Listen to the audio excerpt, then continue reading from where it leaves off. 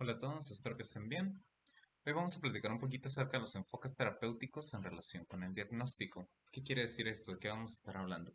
Um, Nosotros veremos que existen distintos tipos de enfoques teóricos y que cada uno de estos enfoques teóricos, como vimos hace algunas clases, que son distintos tipos, psicodinámico, gestal, psicodrama, pues cada uno va a estar actuando sobre ciertas enfermedades específicas. Sí, entonces, por ejemplo, nosotros vamos a tener como la terapia grupal psicodinámica puede actuar sobre cierta patología, como la cognitivo-conductual puede actuar sobre cierta patología, y así pues vamos a ir viendo cada una de estas, vamos a ir viendo algunos ejemplos de cada uno de estos enfoques teóricos en tratamientos cortos o de larga duración y pues con algunos problemas ya específicos para que ustedes se hagan una idea de cómo funcionan y de cuáles son pues las teorías detrás de cada uno de estos. ¿Sí?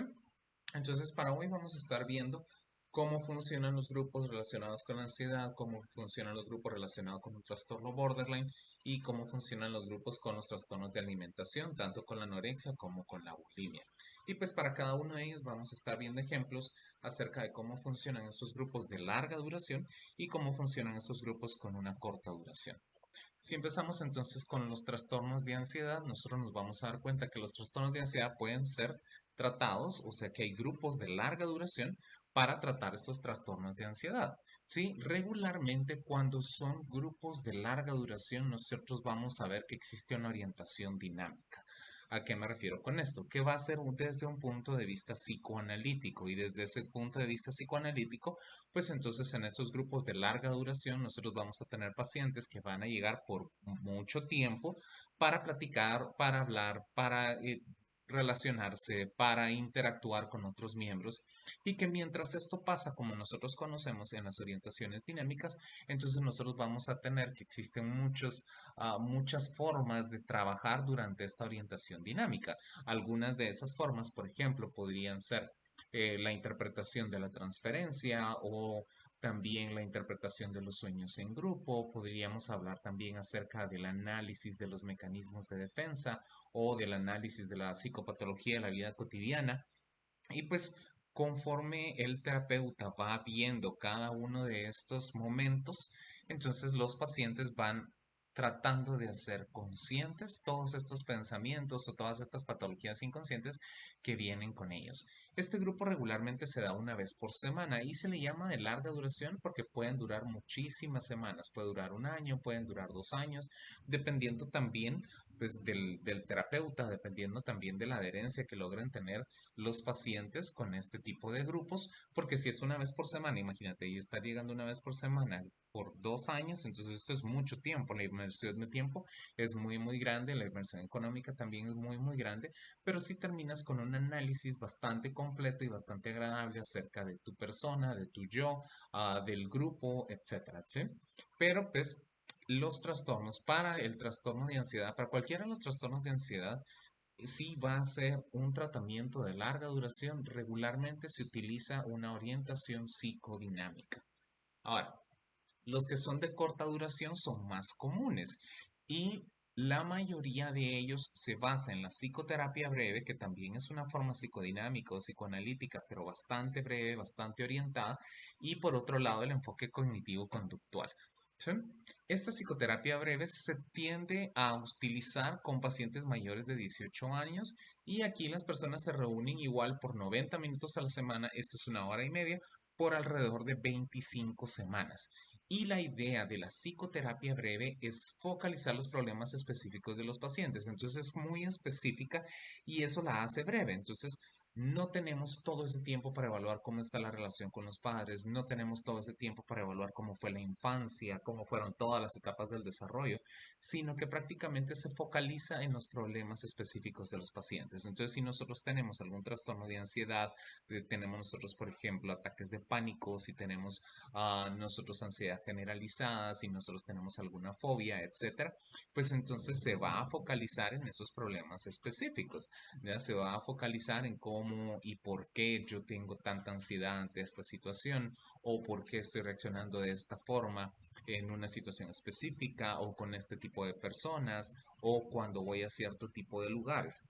¿ya? Entonces yo trato de ubicarme como terapeuta en los problemas específicos de los pacientes y como me focalizo o me concentro en los problemas específicos de los pacientes, entonces esto quiere decir que yo como terapeuta tengo que ser muy activo.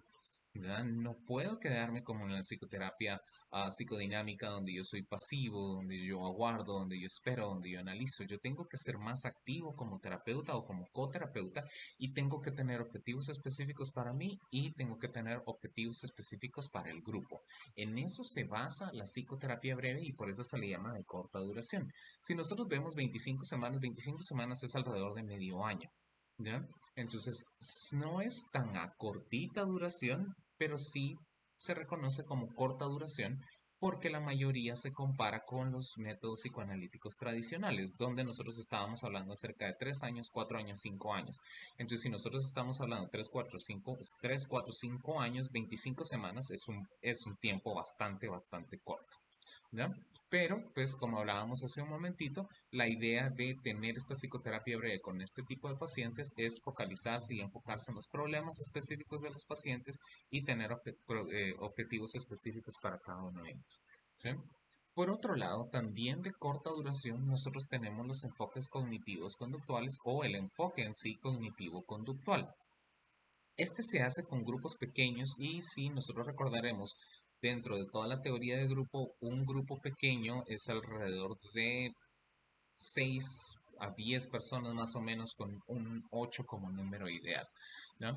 Estos grupos de enfoque cognitivo-conductual se enfocan mucho más en las técnicas, se enfocan mucho más en proveer al paciente de herramientas para que el paciente pueda resolver sus problemas. Entonces, de las técnicas principales, primarias y prioritarias que nosotros tenemos del enfoque cognitivo-conductual cuando estamos trabajando en grupos de corta duración para pacientes con ansiedad, es trabajar con las técnicas de relajación y trabajar con las técnicas de respiración. ¿Ya? Estas son muy importantes, muy importantes. Si ustedes recordarán, cuando nosotros vemos de alguna forma los enfoques cognitivo-conductuales y tratamos de entender el porqué de la ansiedad, al entender el porqué de la ansiedad, nosotros también entendemos por qué la relajación y la respiración puede ayudar mucho de una forma conductual específicamente a nuestros pacientes. ¿Sí? Entonces, este es el enfoque conductual, por mencionarlo de alguna forma, la relajación y la respiración, pero también tenemos un enfoque cognitivo y en este enfoque cognitivo nosotros buscamos que nuestros pacientes aprendan a modificar sus pensamientos automáticos, a modificar todos esos pensamientos que son disfuncionales, que esos pensamientos que son patológicos para ellos y que no los están ayudando a llegar a los objetivos que se están planteando. Entonces se enseñan estrategias de cognición para que los pacientes puedan modificar sus propios pensamientos automáticos. Y esta es la parte cognitiva de este tipo de terapia. La idea es entonces que los pacientes puedan conocer por medio de la psicoeducación, por medio del rol del terapeuta, por medio de ejemplos vívidos y por medio del grupo y la forma en la que está estructurado el grupo, que ellos pueden tener el control sobre sus pensamientos. Y cuando tienen el control sobre sus pensamientos, entonces pueden llegar también en algún momento a tener el control sobre sus emociones, a tener el control sobre sus conductas y a tener también el control sobre sus respuestas fisiológicas. ¿Sí? Por último, también está basada en técnicas de exposición. ¿Cuáles son estas técnicas de exposición? Las técnicas de exposición son todas estas técnicas que exponen al paciente a la raíz de su miedo, de su ansiedad, de su fobia. Entonces nosotros gradualmente podemos ir exponiendo a nuestros pacientes para que nuestros pacientes dejen de tener ansiedad. ¿Sí? Por ejemplo, está la desensibilización sistemática como la técnica de exposición más conocida, más famosa y más estudiada. Está la técnica de la implosión también, está la técnica de la exposición y prevención de respuesta que se utiliza mucho para tratamiento de pacientes obsesivo-compulsivos. ¿Sí? Esto se hace también, el enfoque cognitivo-conductual se hace por alrededor de 1 hora y media por semana y tarda más o menos el tratamiento en general por 18 sesiones. ¿Sí? Ahora, hay algo bien interesante acá. Y es que los resultados que tienen y que demuestra el enfoque cognitivo-conductual en el grupo son mucho más duraderos sus resultados e incluso muchas veces pueden ser mejores que los de la terapia individual. Entonces nosotros vemos que en el grupo se maximizan estos resultados tienden a ser mejores que cuando nosotros estamos haciendo un enfoque cognitivo-conductual individual. Hay muchas razones para poder explicar esto, pero las razones más importantes son que se tienen todos estos factores psicoterapéuticos dentro de la terapia del grupo que son inertes en el grupo que no se tiene dentro de la terapia individual. Entonces hay algunas cosas, por ejemplo, el modelaje que nosotros podemos ver y los pacientes pueden ver cómo nosotros mejoran a través de las técnicas, entonces ellos sentirse mejor y entonces ellos darse cuenta que ellos también pueden mejorar. ¿Verdad? Y este es solo uno de ellos, porque en realidad son muchos los factores psicoterapéuticos que intervienen para poder ayudar al paciente a que tenga mejores resultados dentro de la terapia de grupo que dentro de la terapia individual. Y pues ya conocemos también que el enfoque cognitivo-conductual para el tratamiento de la ansiedad tiene muy buenos resultados. Entonces quiero que pensemos cómo el grupo podría potenciar esos muy buenos resultados para conseguir resultados más rápidos, más eficientes en una terapia de grupo breve con enfoque cognitivo-conductual que en una terapia individual. Por otro lado, también, pues no solo está el tratamiento de la ansiedad, sino que también está el tratamiento para el trastorno de personalidad límite o el tratamiento para el trastorno de personalidad borderline. ¿Qué tenemos que saber nosotros del trastorno de personalidad borderline antes de iniciar? Lo primero que tenemos que saber es que estos pacientes son sumamente difíciles de trabajar, ¿sí? Tanto en terapia individual como en terapia grupal, ¿ya? Pero en terapia individual, alrededor del 60 al 70% abandonan su tratamiento y abandonan la terapia, y el 50% lo hacen los primeros 6 meses de tratamiento. Y al final de todo el tratamiento, que es alrededor de 2 años, nosotros tenemos que solo el 10% experimenta resultados positivos. Esto es el trastorno borderline. Y si recordamos un poquito el trastorno borderline de la personalidad, este está muy orientado hacia su inestabilidad. ¿Ya? Estas personas son muy inestables y entonces toda esta inestabilidad hace que en terapia individual no funcionen bien con el terapeuta, pero podrían funcionar muy bien o relativamente bien en el grupo de psicoterapia. ¿Por qué? Porque si nosotros tomamos un grupo homogéneo donde todas las personas que nosotros estemos tratando tienen un trastorno borderline de la personalidad, entonces nuestros resultados podrían cambiar, nuestra perspectiva acerca del grupo podría cambiar y la perspectiva de los pacientes perteneciendo en el grupo con gente que los entiende también, pues podría cambiar de alguna forma también. ¿Ya? Entonces esto solo es para iniciar con el trastorno borderline de la personalidad y pues solo quiero que tengan en mente lo difícil que es este trastorno para darle tratamiento. ¿Ya? Hay dos tipos de tratamientos para los trastornos de personalidad borderline. Por un lado tenemos los de larga duración y por otro lado tenemos los de corta duración. ¿Sí? Los de larga duración se efectúan de forma ambulatoria. ¿Qué quiere decir esto? Que solo se hacen con pacientes que no estén hospitalizados o que no estén en una crisis. Porque si el paciente está en crisis, está descompensado, entonces va a estar en el hospital y cuando está en el hospital y está en crisis y está descompensado, entonces no conviene de ninguna forma que nosotros tengamos un paciente borderline en grupos cuando están descompensados. Por eso se efectúan de forma ambulatoria, porque de forma ambulatoria el pronóstico es mucho mejor en ese momento. ¿Ya? ¿En qué se centran? Se centran en que las personas puedan tener una mejoría del funcionamiento del yo y del funcionamiento interpersonal. Esto quiere decir que las personas van a buscar sentirse mejor con ellas mismas y van a sentir y van a buscar también sentirse mejor en sus relaciones con los demás. Recordemos que en el trastorno borderline estas relaciones interpersonales, este funcionamiento interpersonal es el que no funciona bien. Estas personas tienden a ser muy intensas en sus emociones, en la expresión de sus emociones, tienden a ser muy impulsivas y entonces estas personas terminan sin funcionar bien interpersonalmente. ¿Ya? Por eso es que uno de sus objetivos es tratar de que los pacientes mejoren ese funcionamiento interpersonal y que mejoren su funcionamiento del yo también. ¿Sí? Dentro del grupo hay algo que tenemos que tomar en cuenta y es que este tipo de pacientes son más propensos en la terapia de grupo a escuchar consejos de otros pacientes que del terapeuta. Pero también como un punto de vista tal vez negativo es que tienden a tener también más confrontaciones con otros pacientes. ¿Ya? Lo cual no es del todo negativo. Podría verse como negativo por la palabra confrontación y la expectativa que nosotros tenemos cuando nosotros escuchamos la palabra confrontación, pero podríamos nosotros explicarlo o podríamos nosotros verlo como algo positivo cuando el terapeuta trata de centrarse en esas confrontaciones para tratar de explicar al paciente y para tratar de hacer consciente al paciente algo que no es consciente todavía para él o para ella. ¿Sí? Entonces, que tengan confrontaciones con otros pacientes no es del todo malo, al igual que a que escuchen consejos de otros pacientes no va a ser del todo bueno, ¿sí? Pero al menos ya están en una posición de escuchar, ya están en una posición no solo como usualmente se ponen estos pacientes, que es una posición bien cerrada, sino que ya se ponen en una posición donde pueden escuchar. ¿Sí? Algo que tienes que tomar muy en cuenta cuando estás trabajando con este tipo de grupos es que tienes que estar preparados para los acting out de los pacientes. ¿Qué es un acting out de una persona con un trastorno de personalidad borderline? Es alguien que te puede decir en medio del grupo que se va a suicidar, que este va a ser su última vez que llega al grupo o que se tira en el piso, quiere cortarse, quiere hacerse daño en frente de todos.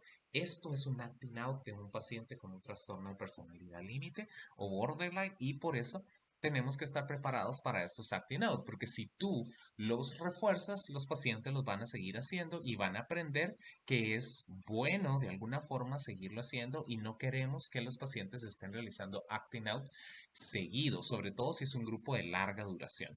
¿Sí? En este caso y en este papel que es de larga duración y que si se recuerdan hablamos de que si son de larga duración su enfoque es psicodinámico, entonces en este caso el terapeuta busca ser neutro y no directivo. ¿Por qué neutro y no directivo? Porque si el terapeuta toma un papel, toma un rol, el paciente con trastorno de personalidad límite puede ser entonces que se ponga del lado del terapeuta y lo ame y sea el terapeuta su héroe, su líder, su fascinación, pero puede ser también que no quiera o el rol que está tomando el terapeuta no sea el que el paciente quiere y entonces el terapeuta se vuelve en una porquería, se vuelve en el peor de los terapeutas, en que no sabe ni cómo le dieron la licencia para ser terapeuta, porque son tan inestables los pacientes límites que pues van a cambiar mucho en su forma de pensar y van a ser tan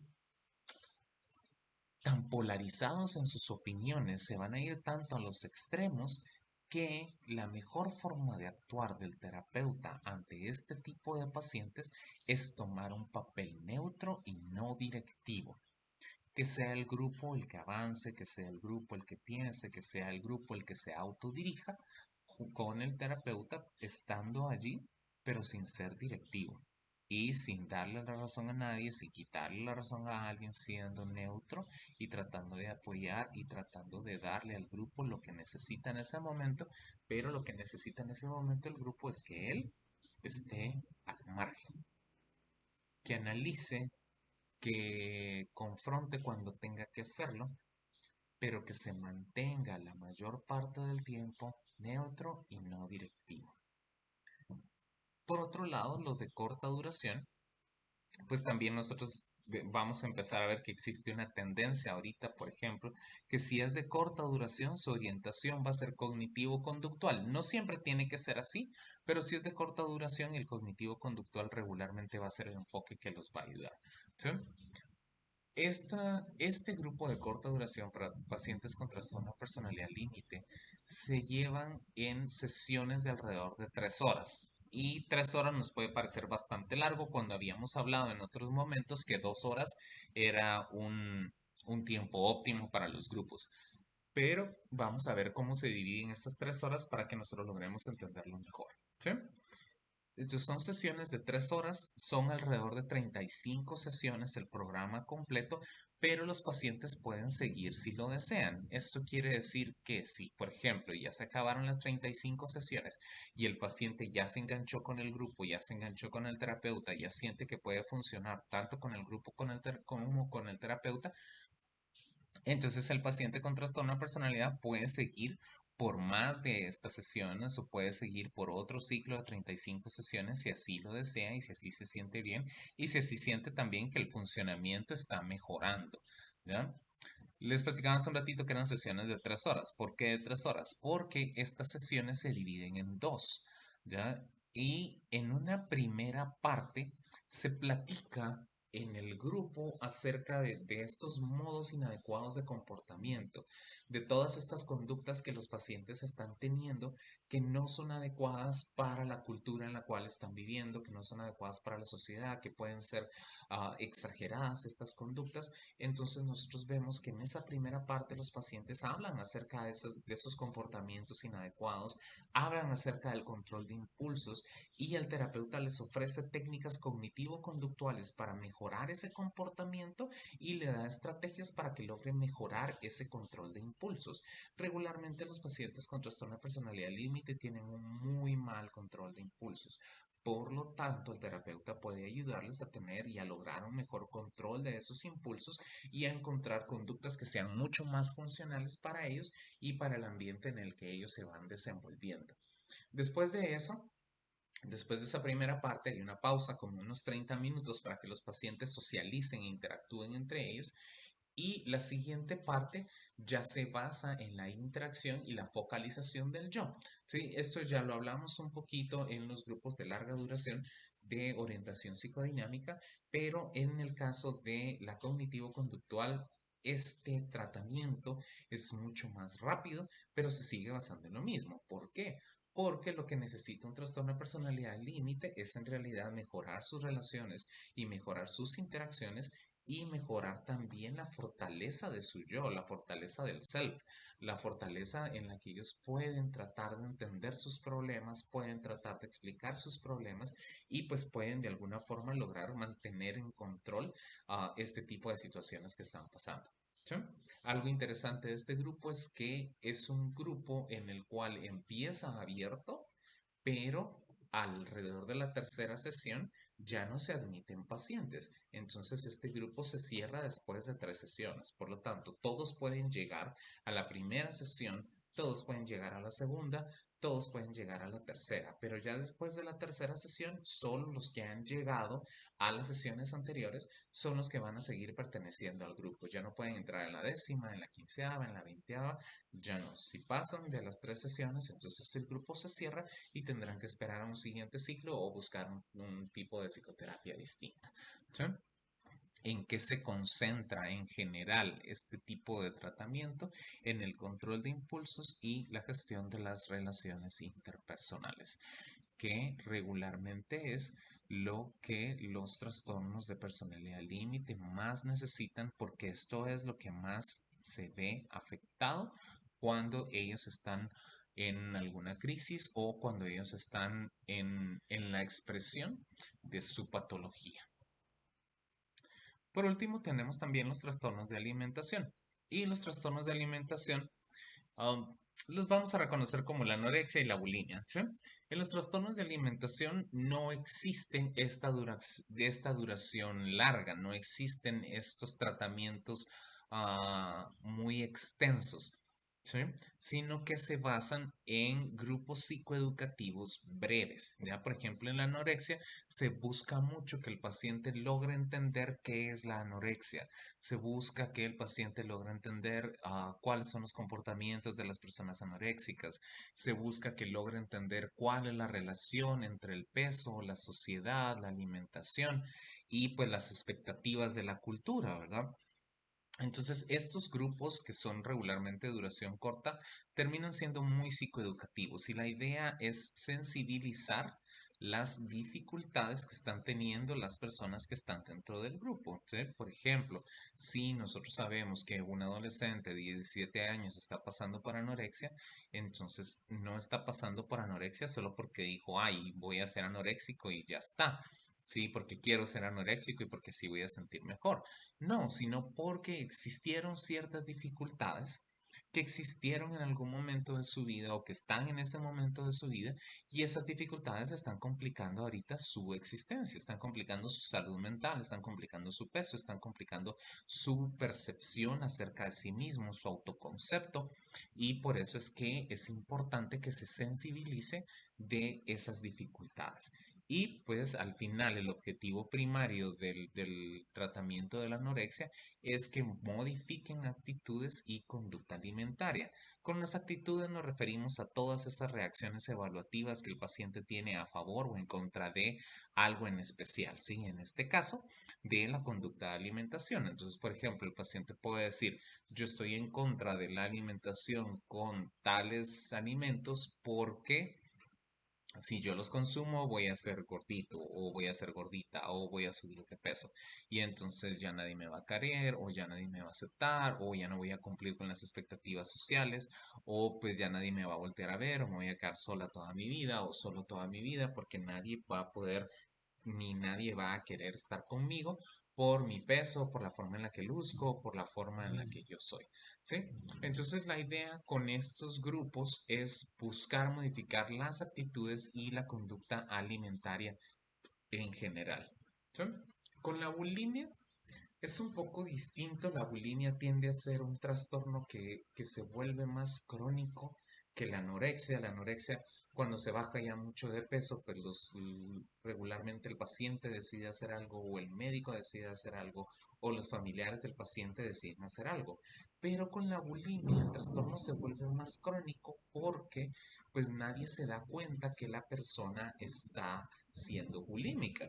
¿Sí? La persona se mantiene en su peso a pesar de la comida que come y pues los demás tal vez podríamos pensar, bueno, tal vez está haciendo ejercicio o tal vez está comiendo un montón ahorita, pero el resto de la semana se dieta o no sé, pueden pensar cualquier cosa, pero la idea es que al ser un trastorno que es crónico, para muchos pacientes y para otros podrían no llevar tanto tiempo, entonces el número de sesiones es muy variable, porque hay pacientes que podrían llevar con bulimia 6 meses, otros podrían llevar un año, otros podrían llevar 2 años, otros podrían llevar 3 años.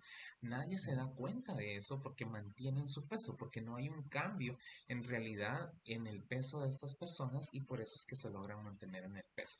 Sí, pero como no sabemos cuánto tiempo, entonces también el número de sesiones es variable y dependiendo del programa que se quiera utilizar, podemos ir desde un programa simplemente psicoeducativo de unas 8 a 10 semanas hasta un programa con psicoeducación, con integración de técnicas cognitivas, con integración de técnicas conductuales, que ya va a tardar un poquito más de 26 sesiones.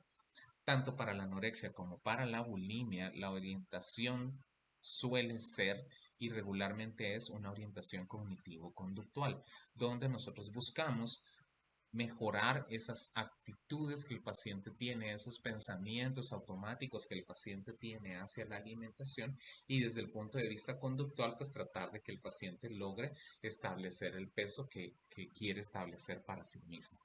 ¿Sí? Y las conductas, los hábitos alimentarios saludables que quieren establecer para sí mismos. ¿Sí?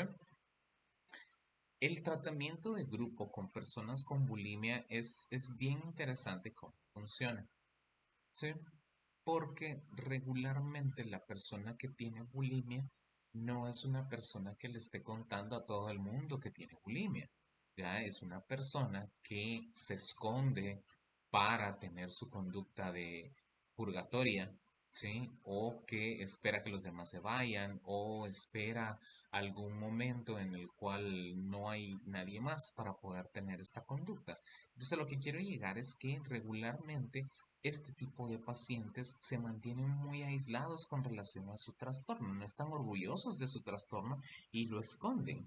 Entonces, cuando ellos descubren que existen otras personas que también lo esconden, que también tienen el mismo trastorno, que son similares a ellos en esto, entonces ellos se sienten muy aliviados. ¿Sí?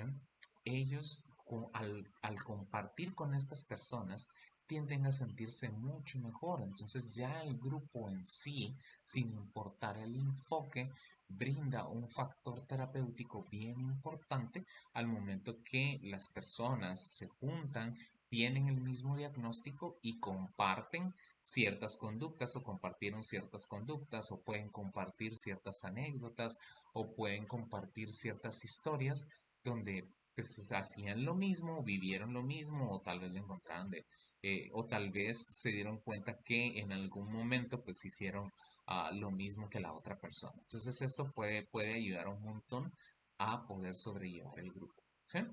Y esto favorece también, esto que recién acabamos de hablar, favorece la emulación. ¿Qué quiero decir con esto? Que si una persona del grupo mejora, las otras personas del grupo la van a querer imitar también, ¿sí? La van a querer emular. Eso quiere decir que van a querer hacer lo mismo que la otra persona y que lo van a querer hacer mejor también. No desde un punto de vista competitivo, no desde un punto de vista en el cual yo estoy tratando de ser mejor que vos, sino que desde un punto de vista en el cual el paciente busca imitar las conductas saludables que está teniendo esta persona para ser también una persona saludable él o ella misma.